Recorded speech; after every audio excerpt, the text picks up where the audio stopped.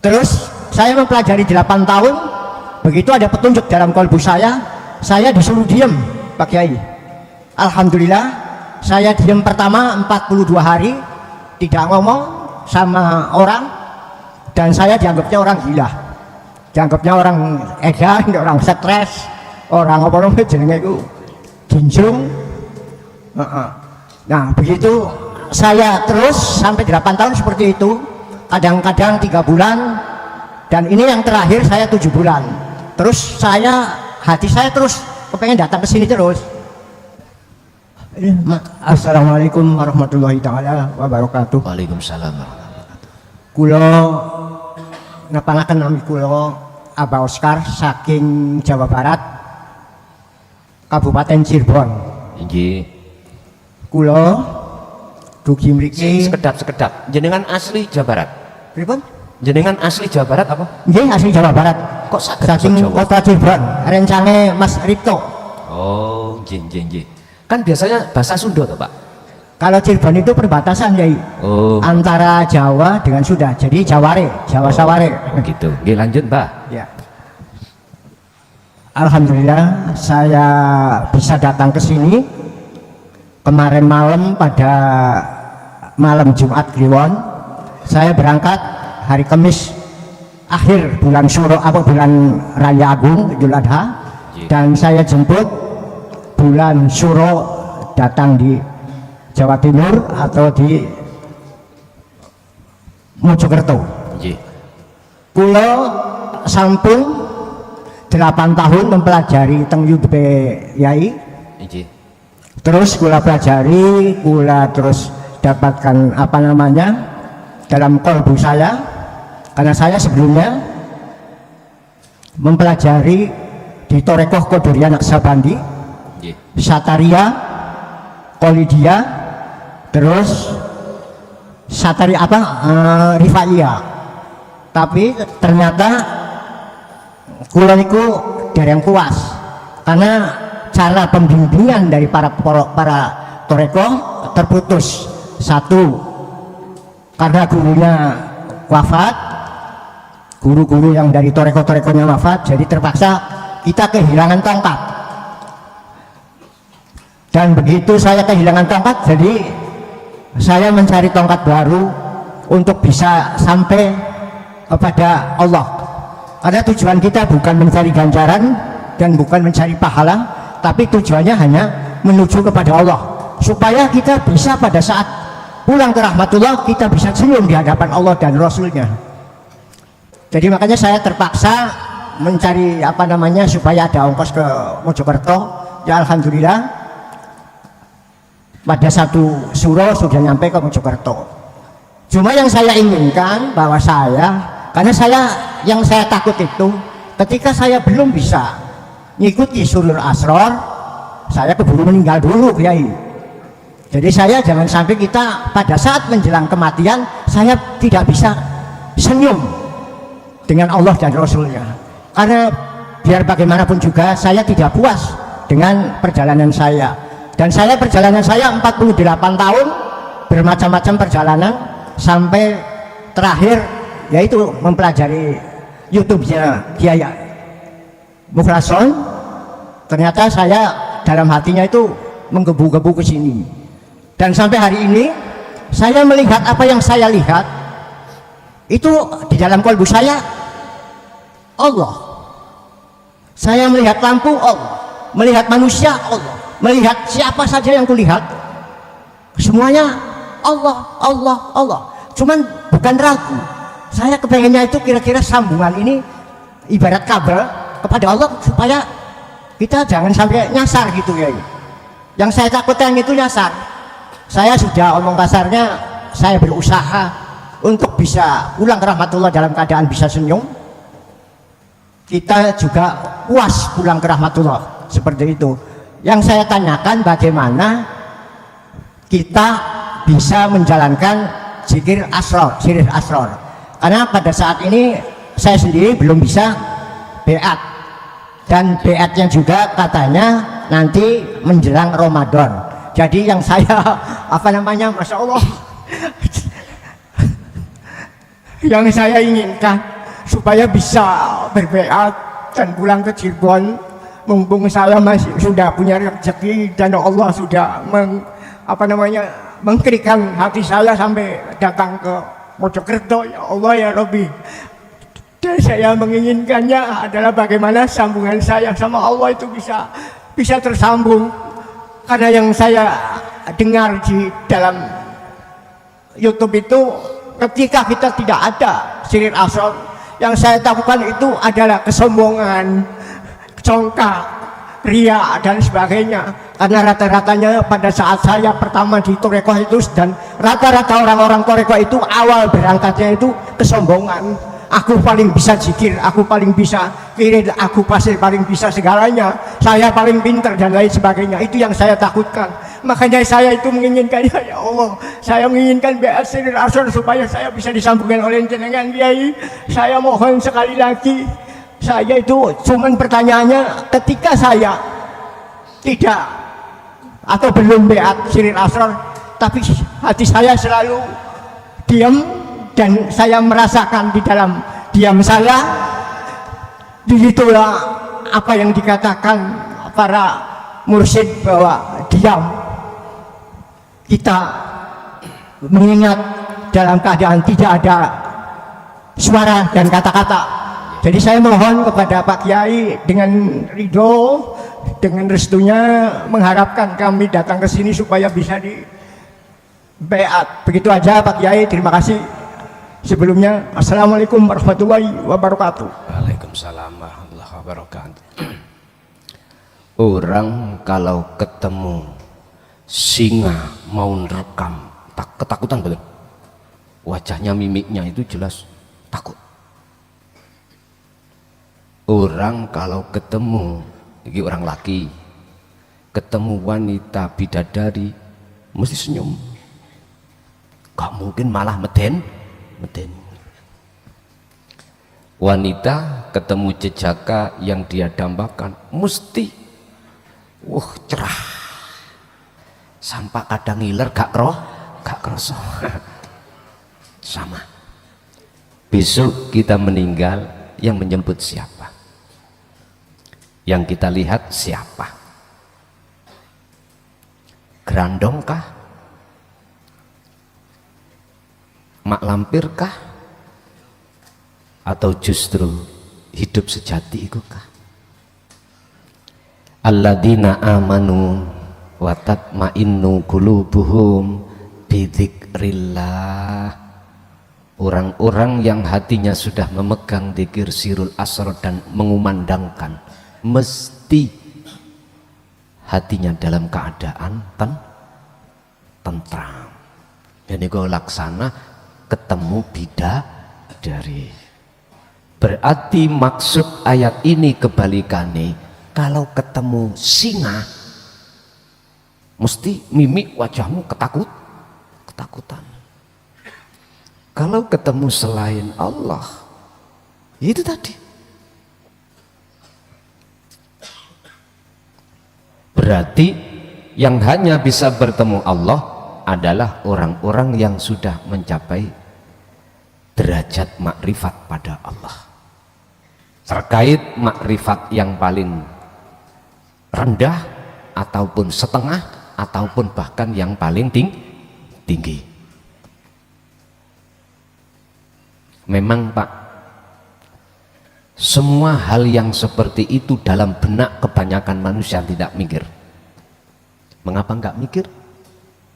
Karena kita sudah dibikin oleh nafsu dalam diri kita tentang kehidupan, kenikmatan dunia, laksana kekal.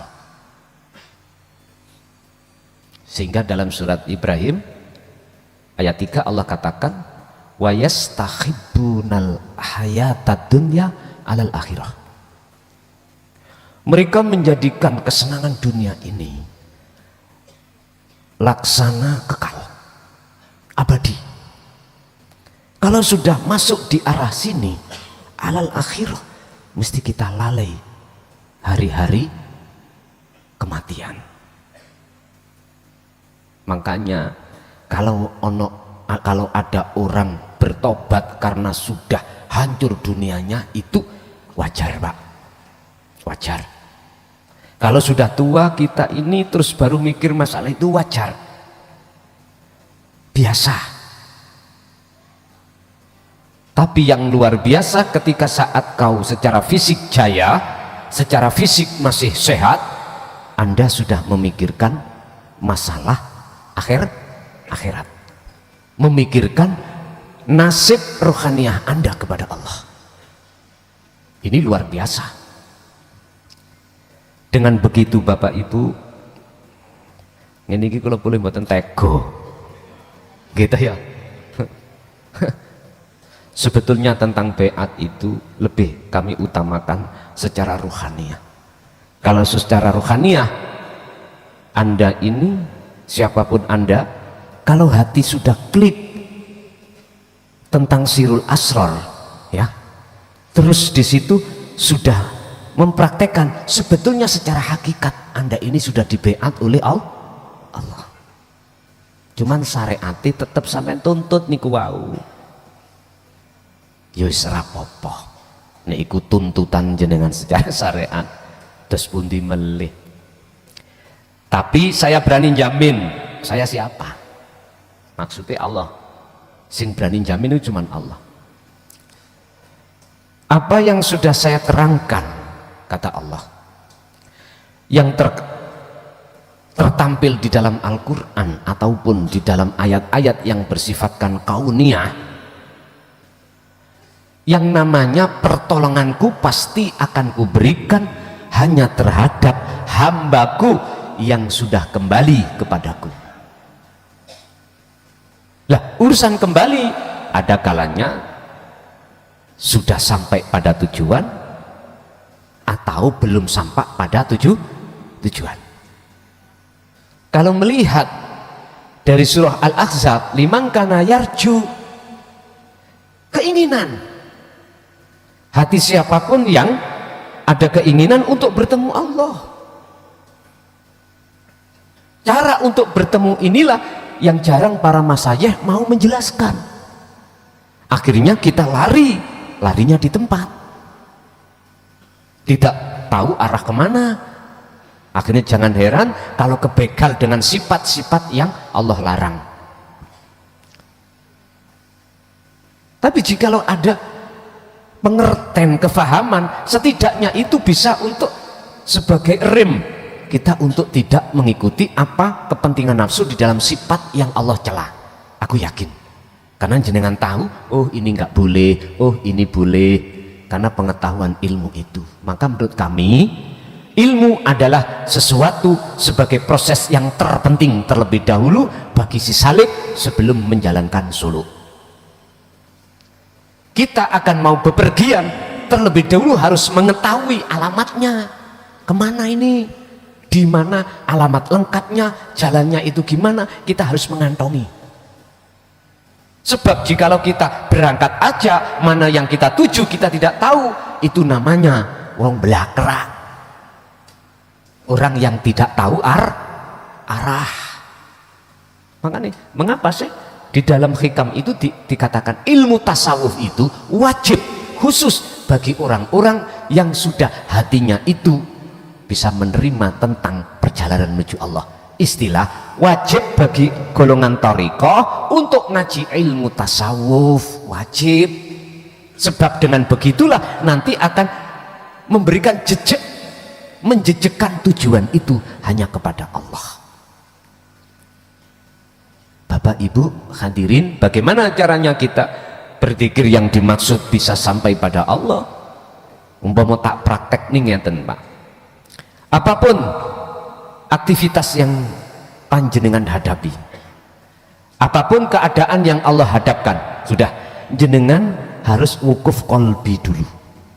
Diamlah hati Anda, jangan berbicara tentang apapun, hanya merasakan kehadiran Allah, wujudnya, urip itu. Udah, di situ nanti jenengan akan diperjalankan Allah di dalam makom muraqabah. Artinya apa? Jenengan nanti akan ditanamkan Allah rasa cinta rindu untuk bertemu Allah dengan bukti hati jenengan tidak akan mengakui sumber keadaan itu dari makhluk, apakah makhluk diri kita maupun orang lah, tidak akan. Justru dalam hati jenengan akan digiring Allah dalam satu zona di mana pengakuan atas sejatine urip itu sing agawe. Itu caranya, Pak. Mboten lama kok, mboten butuh waktu lama. Udah setelah itu oke. Berjalanlah terus aktivitas itu, berenanglah kau di samudra itu dengan satu posisi, serahkan semua apa yang menjadi kehendak Allah di situ. Biar Anda itu ditenggelamkan silahkan, tidak ditenggelamkan ya silahkan. Wis manut mawon, itu caranya. Dalam arti kata lain, ketika kita menyelesaikan satu persoalan, hati jangan arep-arep buah dari persoalan. Jangan. Cukup hatimu itu bersandar hanya Allah itu yang menjalankan. Udah itu aja. Buahnya nanti kan sesuai. Kalau jenengan ini arep-arep buahe, berarti tanda kita tidak bersirul asror. Rugilah Pak kita. Ini namanya seseorang itu meraih dunia tapi meninggalkan akhirat. Padahal Rasulullah mengatakan wal yaumal akhirah. Modal Anda ada keinginan bertemu Allah, masuk di dalam maqam muraqabah dengan membawa dzikir sirul asrar, itulah Anda akan bisa masuk ke alam akhirat. Ya ini sing tak maksud alam di mana sudah tidak ada siapa-siapa kecuali aku Allah. Wa dzakarallaha katsiran, dan itu tidak lepas dari dzikir Anda yang terus menerus. Al-Ahzab 21 tadi, ya iki Pak teladani Rasulullah. Rasulullah tidak pernah berbicara tentang Syiah, aku Syiah, aku Sunni, aku Muhammadiyah, aku NU, tidak pernah. Rasulullah hanya mengatakan ana Abdullah, aku hanya mengabdi kepada Allah. Kalau bicara tentang Islam, ana muslimun, hanya itu. Nggak pernah mengatakan aku sufi, enggak. Sementara kita sibuk dengan label-label itu. Aku NU, aku Muhammadiyah, aku Sunni, aku Syiah, dan lain sebagainya, aku sufi, dan lain sebagainya. Kita itu sibuk ngomong itu Pak. Akhirnya apa yang terjadi? Hasud, iri sama yang lain. Apa yang ditebarkan nafsu, dijadikan nafsu sebagai lahan kesempatan untuk menabur permusuhan. Ini, ayo kita kembali bagaimana Rasulullah berkata bagaimana. Nggak pernah menyebut aku sunnah, aku NU, aku Muhammadiyah, aku LDII, aku Syiah, aku enggak. Ana Abdullah, saya sebagai pengabdi kepada Allah, hanya itu. Ya sudah, bagaimana tentang kita? Istilah lain, negara lain sudah nyun sewu, ilmunya sudah menciptakan pesawat drone. Kita sibuk urusan ijazahmu SD. Kapan maju nih? Ya Allah.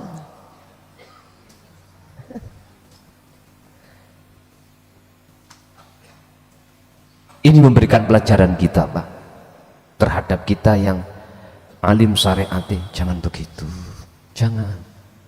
Kita akan mengotak-ngotak umat nantinya, terkotak-kotak umat ini.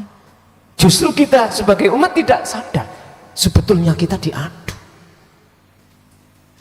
antara bendera satu dengan bendera yang lain, karena semuanya ada unsur politik. Padahal nyun sewu, nyun sewu, apa yang diajarkan Rasulullah tentang jalan itu hanya mendekat, takarub, dan bertemu Allah. Tidak ada unsur politik untuk mencari pengikut sebanyak-banyaknya, enggak. Pengaruh sebanyak-banyaknya, enggak. Banyak-banyakan pengikut, enggak. Apalagi yang lebih ironis, kita jadikan sebagai wadah untuk berpolitik. bahaya. Berarti keluar dari tujuan. Akhirnya ngegong-ngegong nek Kak mursyid ini kok gak bener, nek Kak mursyid ini kok gak bener. Akhirnya jadi begitu. Kapan majune? Ayo kembali ke khitoh. Bagaimana Rasulullah mengajarkan kita.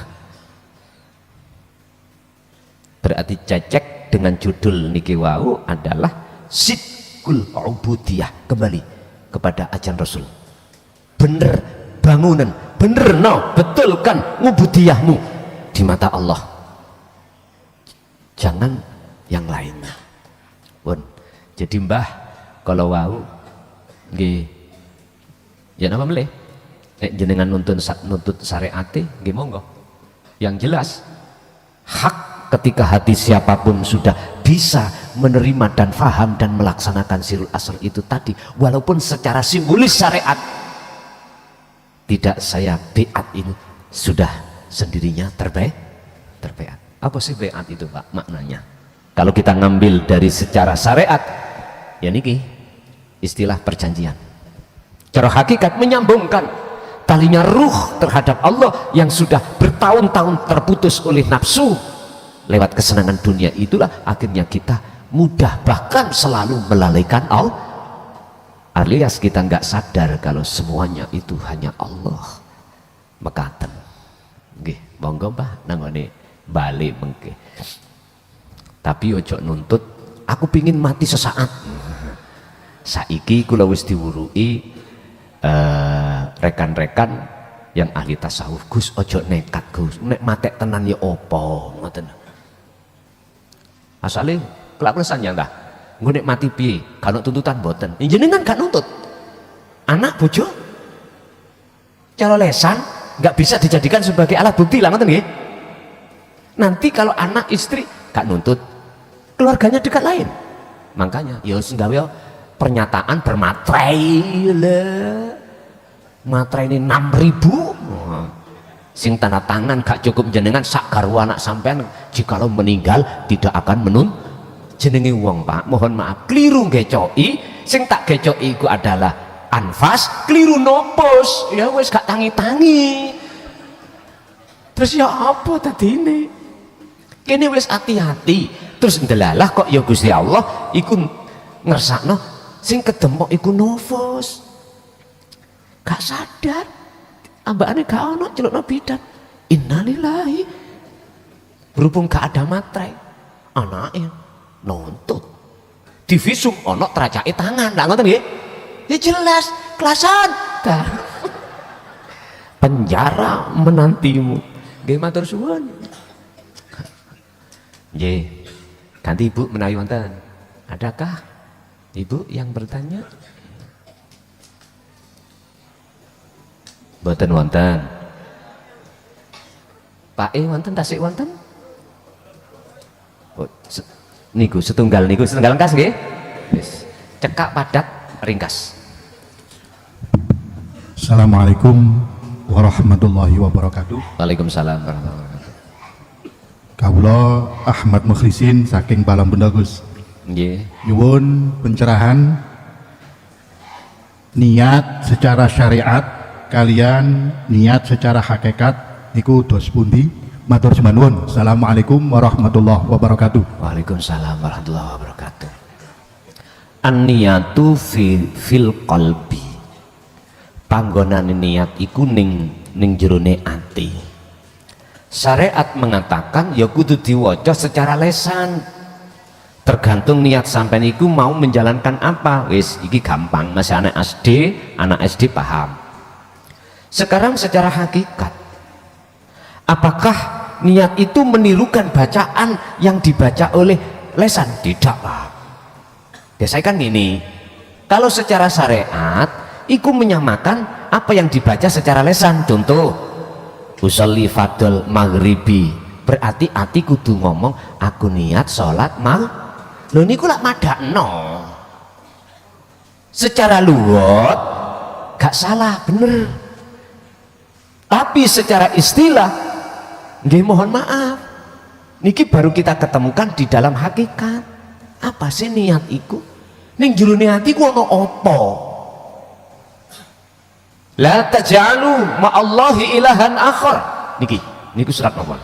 Jangan sampai ada di dalam hatimu ada selain Allah. Kalau sudah ketemu ini, maka itulah niat. Saya tidak bicara werna-wernane sing dilakoni, yang dijalankan. Salat, zakat, poso, haji, niat dari berbagai macam tempat-tempat. Saya tidak bicara seperti ini, tapi saya bicara tentang mahwa an-niyatu indal hakikoti. Bagaimana niat miturut hakikat itu bagaimana? Jawaban saya, jikalau di dalam hati Anda sudah tidak ada wujud selain Allah, maka itulah nih. Kalau sih bingung tang, wis nek bingung lakonono dulu tazkiyatun nafsi, biar jenengan paham ketemu niat sebetulnya, pembersihan jiwa dari perkara-perkara yang sudah nyangsang tenggelam di dalam jagatnya hati, yang kami sebut masih wallah, perkara selain Allah, anak, bojo, dunya brono yang sudah masuk. Bersihkan dengan cara terus menerus jenengan melakukan zikir di tengah-tengah ibadah murni dan tidak murni.